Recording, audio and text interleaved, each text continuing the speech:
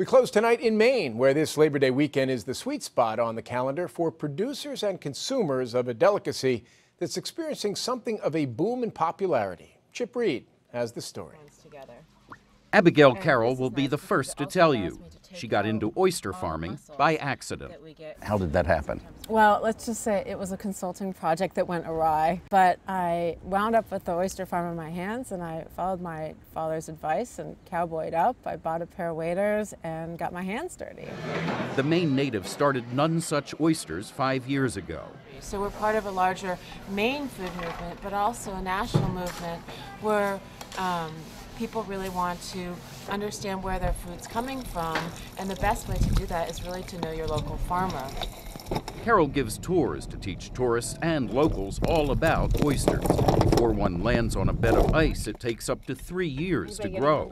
The Gibble family wanted to learn more. So are you an oyster-loving family? We sure are. I guess you wouldn't be here in the rain otherwise, right? What are you doing now? Well, I'm chopping up a little bit of shallots to go in an impromptu mignonette sauce.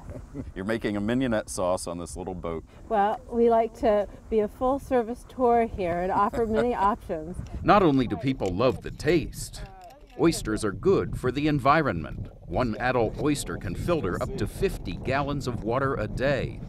In Maine, where the water is cold and clean, oysters are thriving. In 1997, there were 4 oyster farms with 500,000 oysters. In 2013, there were 65 farms with 12 million oysters.